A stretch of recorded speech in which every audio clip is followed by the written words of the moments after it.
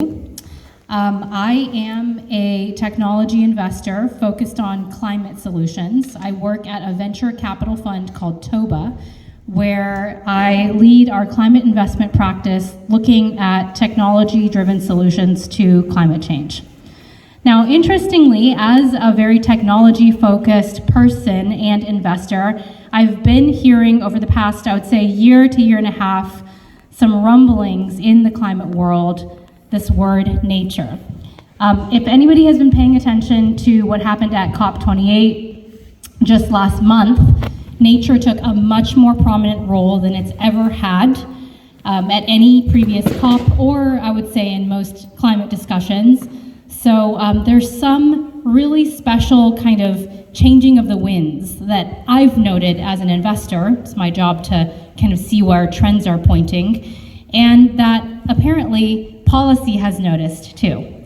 So with that, I am really excited to welcome Dr. Philip Levin, who is Director of the National Nature Assessment at the White House, as well as a professor at the University of Washington in the College of Environmental Sciences. And I'd love to let Phil do a little bit of more introduction to his own trajectory, but first, my job is to say all the stuff that's too embarrassing for Phil to say about himself, which is that Phil's work has been featured by NPR, the New York Times, BBC, MSNBC, and The Economist. But not only that, he's also received numerous accolades and awards, including from the National Oceanic and Atmospheric Administration, NOAA, the Seattle Aquarium, and the Department of Commerce. He has published over 200 scientific papers in peer-reviewed journals, and he has edited the recent book, Conservation of the Anthropocene Ocean, Interdisciplinary Approaches for Nature and People. Before we get into the main part of our discussion, I'd love to invite Phil to share more about your trajectory from your early research focus areas at NOAA, then onto the Nature Conservancy, where you spent quite a bit of time, to now at the White House and heading up the NNA, the National Nature Assessment. Over to you, Phil. Okay.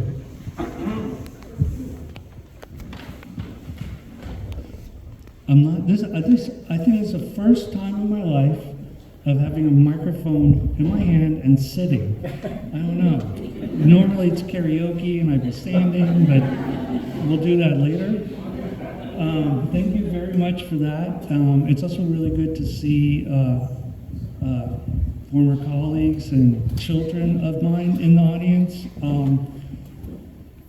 And so my trajectory, it's a weird question in a way for me to think about, because you asked me a couple days ago and I started thinking my trajectory, where did it start? And I think my trajectory started in Connecticut when I was a little kid. And, you get upset and angry with your parents when you're a little kid or whatever. And I would go into the woods by my house. There was kind of this play field, and near the play field there was like this little patch of trees, and I would just go there. And I don't know why I went there or what was happening, but there was a creek there, and there were trees, and I could be there with the fish. I love the fish. Truth is, I really love fish. And it just made me feel better. And I think that, for me, that was the beginning. And then, before getting professional, another kind of personal story is more recently, things in the world are difficult. And so even like as an adult, that same need I had as a kid to go out into the woods, I have now.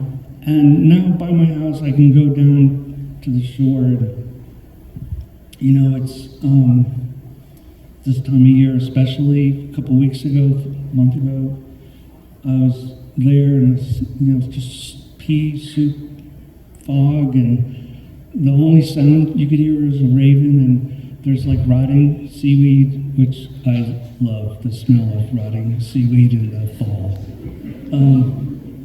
and I could just be there with my feelings. And I just was feeling so lucky to have these spaces in our city. Places where I could just be, whether it's like a coastal forest or wetlands or the shore, and I could sit there and, like, I remember it was like this seal kind of looking at me sideways, like seals do, and there was these ducks doing duck things, and yeah, I just cried there. And it was okay, it was okay because the trees and the shore and the plants and the ecosystem could hold that grief. And literally, my tear was just a drop in the ocean. And it allowed me to sort of get through that moment and go on with my day. And so when I think about like my trajectory, it's kind of a weird trajectory, but it's, in a sense, yeah, I've had some professional things along the way. I worked at NOAA with some colleagues here on fisheries and marine ecosystems and marine conservation for a long time. I moved to the Nature Conservancy where I worked on broader issues beyond fish and oceans to include forests and cities and agricultural lands. But for me, it always comes back to that feeling, that connection, that relationship with nature. Phil, I have a question for you on that note, which is, and this will lead us into the National Nature Assessment and why it exists. I mentioned at the beginning of this that I'm noticing some trends in my own work, which is dominated by technologists and people in finance, that there's been this increasing drumbeat around nature and the concept of nature and how we need to account for nature, and we need to think about nature. Nature can help us. Nature can save us. I love nature. All of these things that weren't there 10, even 5 years ago to the same degree. My question to you is, why do you think this is happening now, that we are suddenly thinking about things in terms of people and nature, or seemingly suddenly thinking about things more so in terms of people and nature, to the point where it's really getting a big, bold, and underline all the way down from the White House? I don't know. I will say this, though. I do think COVID was it was a thing. Newsflash. And I know here, like living in Seattle, as the early days of COVID, we were all isolated and kind of locked up. Getting outside was a big deal, and I think it was. I think for many people, I'm hearing a lot that separation from each other made nature that much more important. Being able to go outside and those properties of nature that fill us up were just more evident, perhaps, for a lot of people. And I think that was across the U.S. and beyond. I think the other thing that's happening is we're losing nature. And it's changing. I mean, all of us see those changes. You maybe are seeing flowers coming earlier than they used to, or you're seeing new species show up that are having damaging impacts. Pollinators are fewer.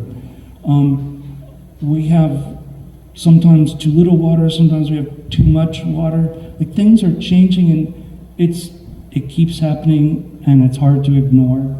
And I think people are waking up to that. Well, I would love to invite you to tell us more about the nature assessment and what measuring nature means. But first, I do want to highlight that Phil actually had a question for everybody here, including everybody that's on Zoom. And maybe you can put it into the chat if you're on Zoom, or just think about it if you're here, which is an incredibly salient question. What even is nature? What is nature to you? And anybody can shout anything out. Oh, and we've got cards. We've got cards if people want to write down, either to take home or to keep here and share with the group afterward. What is nature?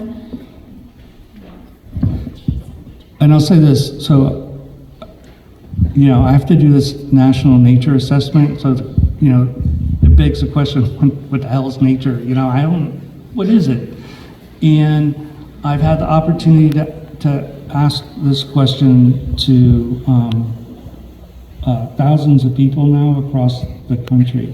And what's interesting is what people have to say about what nature is and how you're connected to nature and what you see changing. And I think, and what I'll do with your input actually is we're collating all this information, and you'll see a little bit of what I'm up to.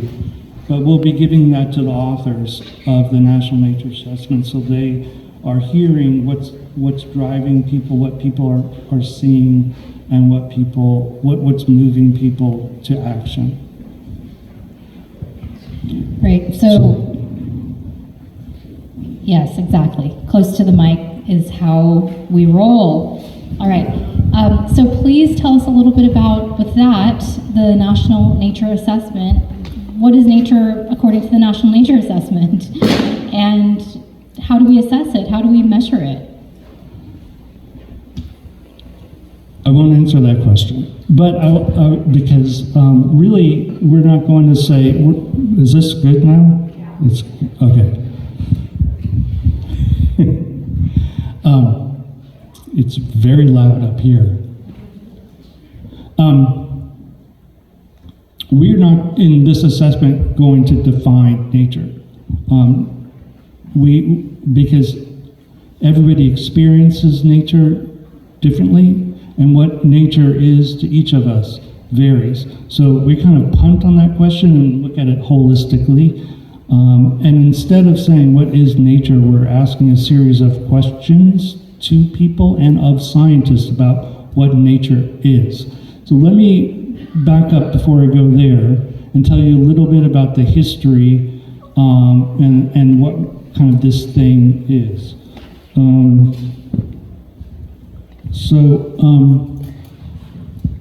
The National Nature Assessment really was born on Earth Day in 2022 when President Biden issued an executive order which included this kind of language here, which basically said the U.S. Global Change Research Program, which I'll talk about in a second, needs to do an assessment of, as you see here, the condition of nature within the U.S., following some laws. That kind of was it, and that was, it's amazing. The president writes a sentence and I have a new job. That picture was taken about 10 miles from here. Yeah. And so the National Nature Assessment will be carried out by the U.S. Global Change Research Program. So it begs the question, what is the U.S. Global Change Research Program? So the U.S. Global Change Research Program is an entity that coordinates climate and environmental work across 15 agencies in the government that are engaged in this domain. So it includes science organizations like the National Science Foundation or NOAA that generates a ton of data, NASA that does remote sensing and generates a lot of information that we can use, Department of Interior through its various bureaus also generate an enormous amount of information. But it also includes users of that information. Think about housing and urban development as a user of climate information and environmental information, or even Department of State, Department of Defense. So it's really an amazing array of agencies who are kind of play in this domain, and that our work at USGCRP is to really coordinate that research. One of our flagship products is the National Climate Assessment. And it just was released, the 5th version of that was just released in November. So the National Nature Assessment, because of the history and the organization of USGCRP, fell in this domain, and we're following the footsteps of other assessments. So our job, beyond that one sentence, turned into a longer sentence right before I arrived. And that longer sentence says that our scope is to assess the status, trends, and projected future of lands, waters, biodiversity, and ecosystem across the U.S.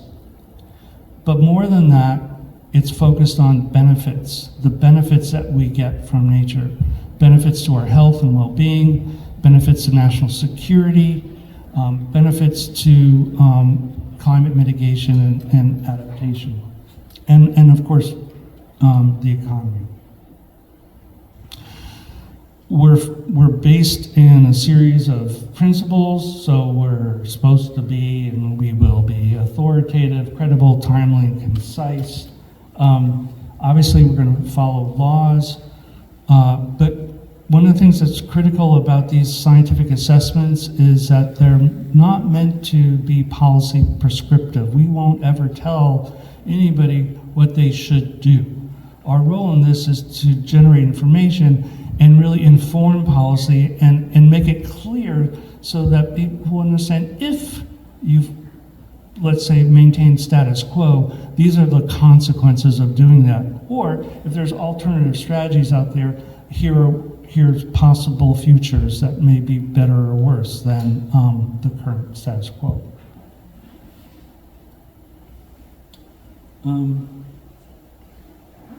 So we took all this sort of vague stuff, and what I've been doing several months now is going out to communities across the U.S.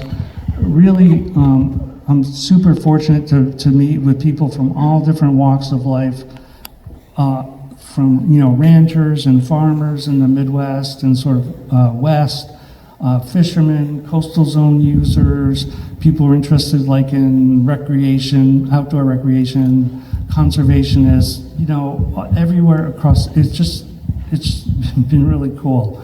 And we took all this input and we sort of kind of mashed it all together to create an outline for what we're going to do for this assessment. And just briefly, there's a lot I can talk about, and I'm just really briefly here, and I'll give you a link at the end if you really want to dive into it. But there's 4 domains that we're really addressing. One has to do with conservation and natural resource management, and the others have to do with nature and its impact on the economy, nature and its impact on health and well-being, and safety and security. And overriding all that will be integrating climate change as well as equity issues. And then the products that we'll be creating are generally twofold. We will do a report because we're government, so we do reports. I hope this report, because of our engagement with people, like real people, our report is really meant to be used, not sit on the shelf. And by constantly dialoguing with individuals and organizations, we hope that we're going to generate a series of products and answering a whole bunch of questions that are the questions that people are asking. And then we have a bunch of products outside of the report. These are still in development, but there'll be a lot of things where the goal is for individuals to express what they see in their own voices. So the scientists will answer a series of questions. We'll ask the same questions to people from all walks of life and to answer those questions. And those will come in the form of art, film, and other sorts of products like that where people are able to do that in their own words without being filtered by us. Phil, I'd love to ask you about something. You mentioned that you've been going around on this listening tour and you've spoken to ranchers, fishermen, coastal users, and outdoor enthusiasts. I believe those were the example groups. What about people living in cities? who maybe don't feel like they have any nature or know what nature is or interact with this concept of nature. That's part A, and I'm sorry for the two-part thing. Part B is, I do think that increasingly more and more people, no matter what type of environment they live in, they feel, they interact with climate change. They feel it getting hotter or getting wetter or getting drier or whatever. They feel that, even if they're in the middle of a city, they've never seen whatever anybody thinks nature is. And so we can relate to that, but how do you, I guess, ask about somebody's relationship to something, or assess something that may be very abstract for people, and then I guess, like, to me it's very important how we answer that question, because in measuring something we draw a boundary around it and we give it importance. And so what you're doing through this assessment is that. But what about for many people with increasing urbanization who live in massive cities that, I think San Francisco has like 13% tree cover across the whole city, which means that many fewer birds, which means that many fewer just non-human built things. So how do those people figure into an assessment like this? Yeah, so what's interesting is that, when a lot of people first think about nature, they think about nature out there, not here, with where we are. And I'm not really sure what the people who created this were thinking, honestly, but as I go out, everywhere I go, people are asking questions, what about cities? And it's because most people live in cities. Most people connect to nature in cities. And we can think about nature as that wilderness some distance away, and that's great to go to. But nature is in our backyard, nature is in our parks, on our trees. There's nature everywhere. And a vacant lot, there's nature. And so part of our assessment is beginning to document what kind of changes have there been in cities, in natural features, trees and other green spaces, and what does it mean for species, what does it mean for ecosystems, what does it mean for human health, what does it mean for like flood risk and things like that. So we're doing all that, and it's really important, and it's really what excites people. I think more surprisingly to me is what's happening in cities. Can you talk to us a little bit about natural accounting? And you had the story that you shared with me, or I guess an example that you shared with me previously about, when you build a house, you don't just start the kind of balance sheet of that house from the lumber.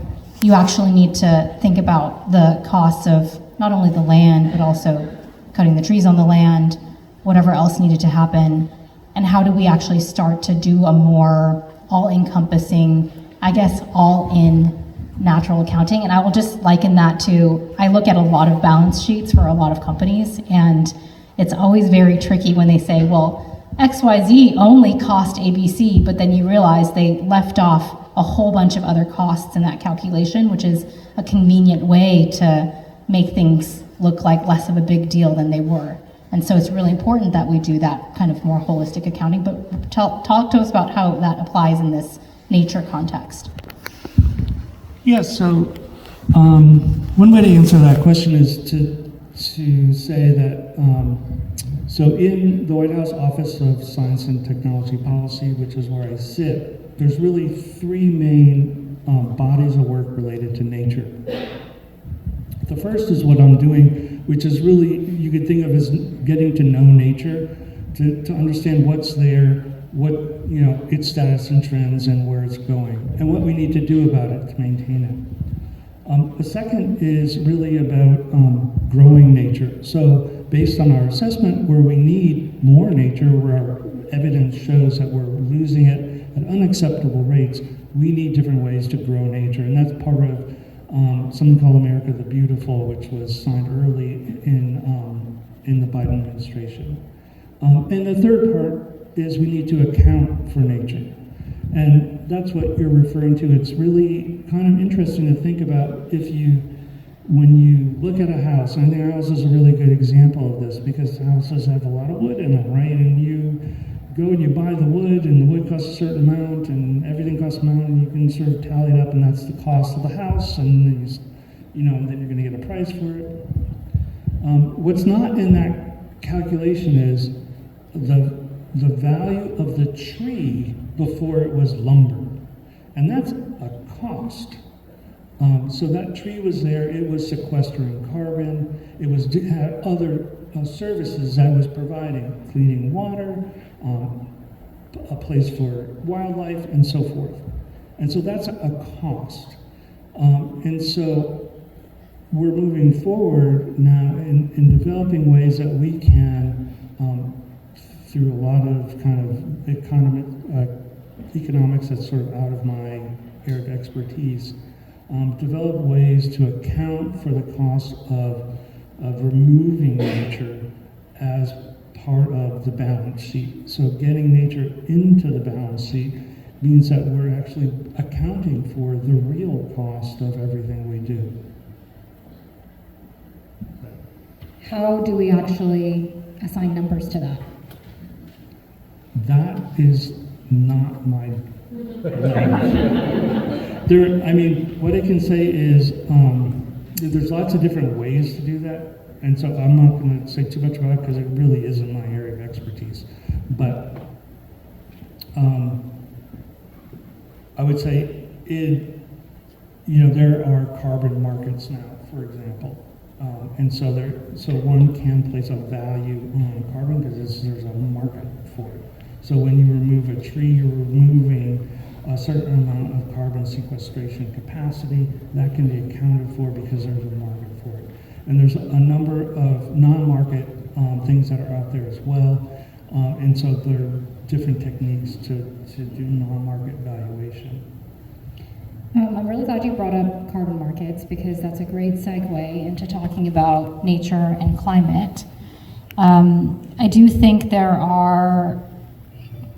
there's a lot of controversy, especially over the past year, around voluntary carbon markets that we will not get into here. Don't worry, this is not a discussion about that.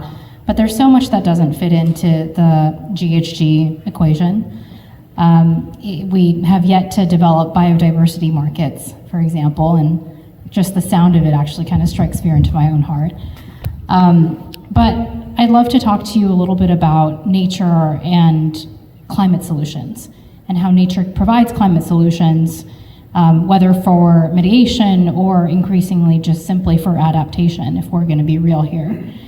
What would we do differently if natural accounting were a normal part of how we made decisions? You had a great story about a project that you did, a measurement project that you did in South Tacoma, so like very local to us here, and I'd love for you to share that with us.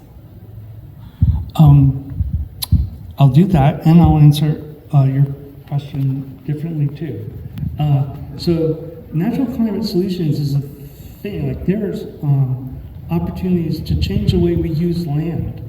And it will make a real difference in our ability to meet our carbon goals. And in Washington, when I was at the Nature Conservancy, a guy named Jamie Robertson led our group in an exercise where we went through and said, what if we managed forests differently? What if we thought about urban sprawl differently?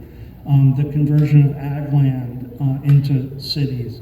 What if we think about agriculture differently? And we did 13 different options of different land use. By far, the most important thing we could do is essentially just lengthen the harvest rotations of our private timber lands. So going from rotation now, which is around 40 years, doubling that to about 80, even if it was 70, would allow us to meet almost 10% of our state's carbon goals. Also, kind of second is changing ag practices, thinking about cover crops, using fertilizers differently, and no-till ag also contribute a huge amount of carbon savings. And then the third most important thing revolved around urban growth. So the conversion of forests surrounding Seattle and other urban areas into cities is a big loss of our carbon sequestration capacity. And okay, so trees are a big deal and all that, right? And some people don't care about carbon. It turns out they care about other things. And so that led us to looking at what we call co-benefits of these different activities. And that sort of also got us thinking much more about cities and urban forests. And I can just show you a couple figures. This is from a project. This is led by Eileen Ettinger, who's at the Nature Conservancy, and Greg Bratman, who's at UW. And it's called GRIT, Greening Research in Tacoma. And what's nice about this is a partnership with the city of Tacoma and the Tacoma Tree Foundation. So it was a really great group of people to work with. And this project was sort of born in the idea that not everybody experiences climate change equally. Warming of cities impacts people differently. If you don't have enough money for air conditioner, it matters. If you live in an old building that might have cheap rent but not very well insulated and kind of drafty and so forth, that means that you're going to experience more. If you have sort of a baseline of other things going on that make you more susceptible to heat, that's going to impact you more. And location is a big deal. So we know that historically red line districts or areas have lower tree cover. And if you look, this is a graph, you may have seen something like this. This is across the US of tree cover and then sort of income, highest on the right, lowest on the left. And basically, it's almost a straight line. If you go across cities, is at the city level, where if you have more money, you have more trees. And that was really like the genesis of this project. And what we did, though, was like not think about at the city level or urban versus rural, but actually go house by house. And we were working with folks in South Tacoma, in an area that has very low tree cover and is generally an underserved community. And you can see there's a temperature logger there where we work with community members and put these out. They went in these little shaded gizmos that would hang on utility poles, and we're constantly recording temperature. And just to get to the point, the temperatures on the y-axis and canopy cover is on the x-axis, and the more canopy cover you have, on average, you have almost 3 degrees cooler temperature. And this is on a house-by-house basis. So this effect that we're seeing here, like going from house to house in a single neighborhood, is the same difference you would see that's been measured in cities repeatedly of going to rural to urban areas. So it's a 3 degrees doesn't seem like very much, but it's a huge difference that's happening at a very local level. So maybe I'll stop there.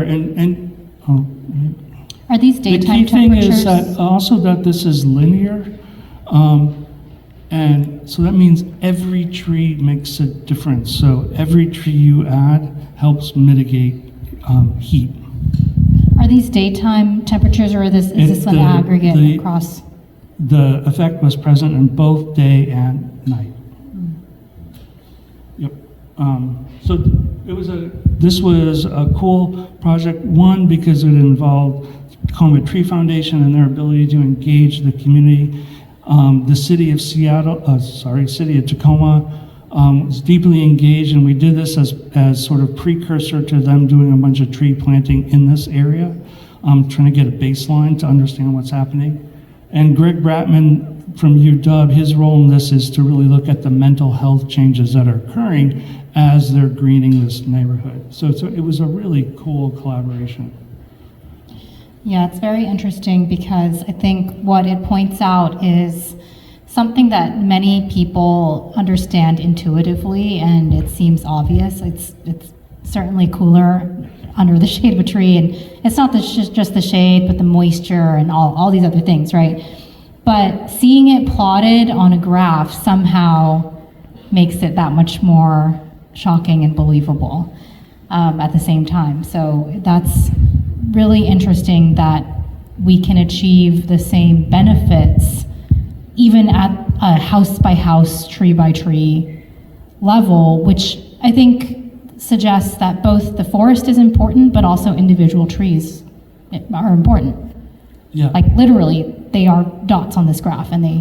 Yeah, every tree is important, and not just for temperature. I mean, that's why the importance of Greg Bratman's work on mental health that's accompanying this, because maybe some people aren't really motivated by climate or the number of birds that they can now hear because there's trees there. Maybe they're motivated by their health or their mental health,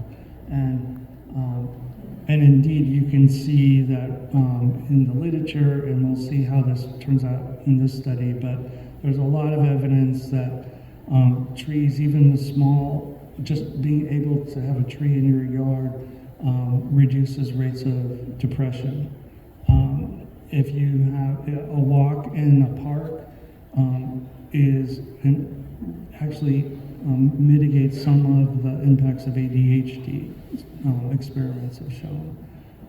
Greg did another study where he just looked at rumination, sort of an anxiety, when you're ruminating, and a walk in the park just sort of completely, not almost completely, mitigated sort of that effect of rumination. The same walk in a neighborhood adjacent to the park did not. And so there was something going on, being in the park, being in green space, that had a huge difference. So if people aren't motivated by the climate effects of trees or the wildlife benefits of trees, it's impacting our health and well-being. I want to go back to something you touched on in the earlier description of this Tacoma measurement project, which was how equity folds into all of this. We already know, or I think it's pretty clear, that climate disproportionately affects people based on income or based on whatever certain communities they may be a part of. But also public health is the same way. So I'm wondering how nature loss disproportionately affects groups and how we might start to work on that. I think it's a really good question because you asked the question, and I think it's a question that hasn't been asked a lot. So, like, when I was at NOAA, for example, I could think about, I'm really interested in stormwater runoff and how it's impacting salmon, and where do I need to go to address that problem? And that's where I would put my energy in terms of maybe putting in trees, green infrastructure to get rid of the pavement that's causing the problem. But I didn't ask the question, is this having a positive effect on people? And if you ask that question, you say, well, where are there health disparities that could be addressed through green infrastructure? And we know where those are. They're not necessarily where the salmon are. But you can then develop plans to say, what is the best way to address both issues with salmon and issues with water quality, air quality, and heat that are impacting otherwise underserved communities. And you can do that, but you have to ask the question first. And when you do it, you can generate the answer, and then you can implement solutions. But the first thing is you have to ask the question. I'm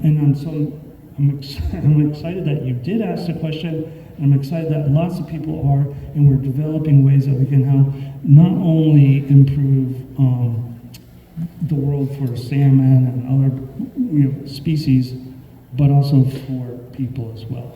Well, it kind of strikes me too that we've talked about a lot about the negative side, which is how climate change disproportionately affects BIPOC and lower income communities in a negative way, or how nature loss negatively affects, historically redline neighborhoods, et cetera. But it also makes me wonder, if we were to work on those things in a more equitable way, is that actually, does it have the potential to lead us to a better solution set?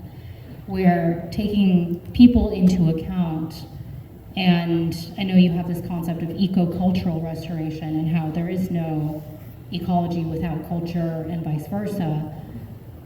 But I feel like in the climate community, we often talk about helping to solve climate change. And now there's this kind of more emergent concept, which is how do we help people who are, by the way, also really pushed down by climate change, but then that's also going to solve our nature loss problems and our climate change problems. So, sorry, this is a little bit not so much of a question as it is like just an exploration, but I'd love to hear your thoughts on how all of that is connected and how maybe pulling one thread will lead us to working on all three. I guess, so if we take the notion of eco-cultural restoration, which is an idea that's been really prevalent in working with people who work with tribes and thinking about restoring environment in sort of tribal territories. And the notion of eco-cultural restoration is that they restore the culture.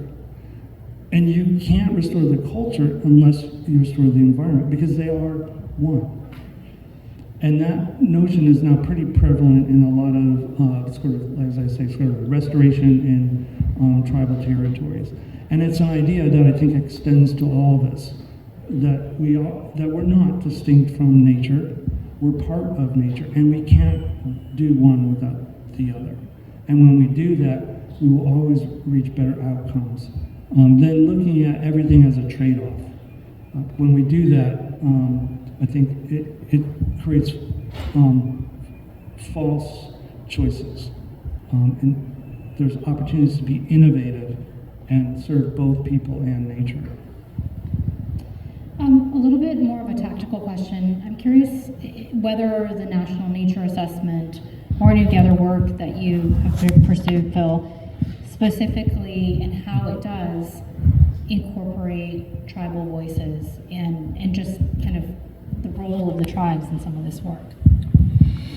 Yeah, so the National Nature Assessment is founded on the idea that there's multiple ways of knowing that there is Western science, and we're all kind of used to science and how it impacts our things like these sorts of assessments.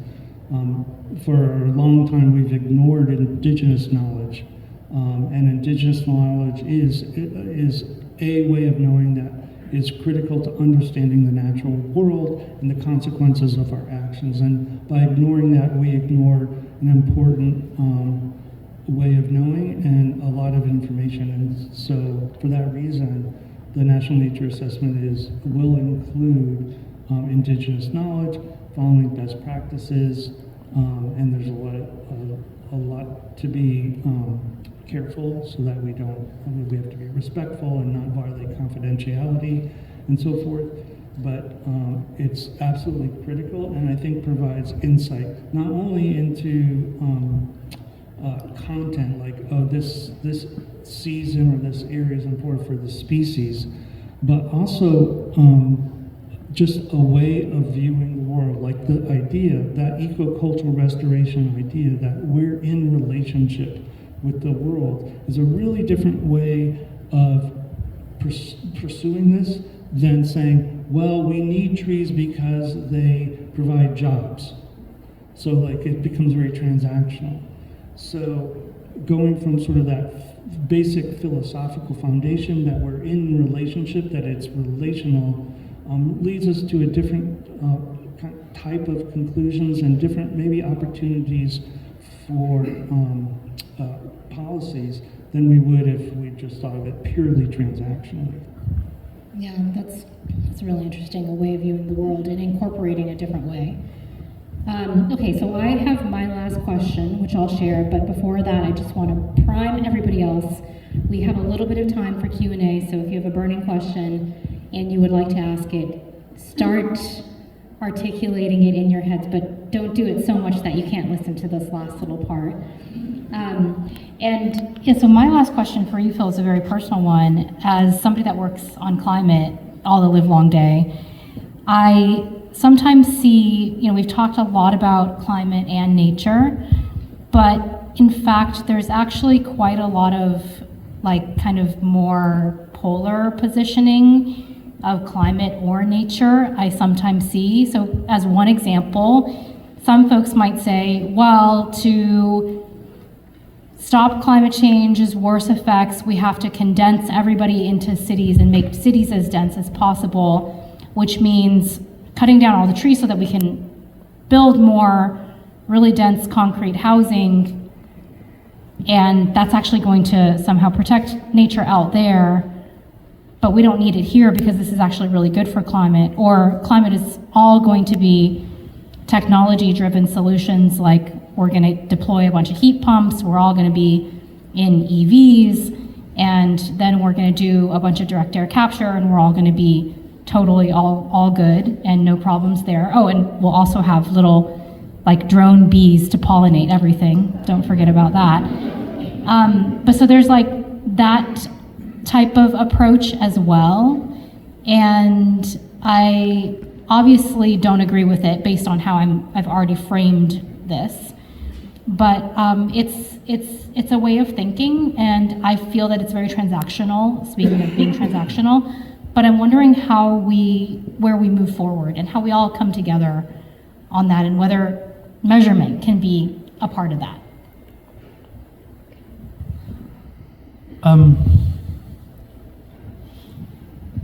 I think measurement's part of it. I think one of the things that I've seen repeatedly is, you think you're having a conflict with somebody, and you're in an argument,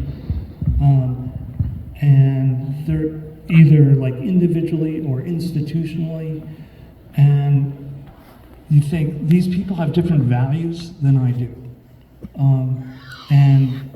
and that's where the conflict lies. You have a difference of values, and so there's conflict. I'd suggest that's not the case. A lot of the time, anyways. What I have, this thing that I've been doing, talking to people People love nature. I mean, let's put climate aside, because that's already so politicized. People love nature. People want to be connected to nature from everybody I'm talking to. They love their family.